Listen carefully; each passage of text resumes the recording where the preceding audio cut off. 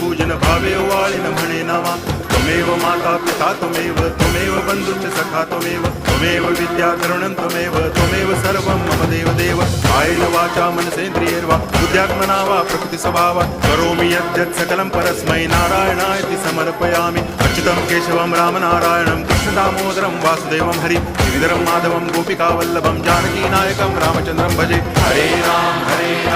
Ram Ram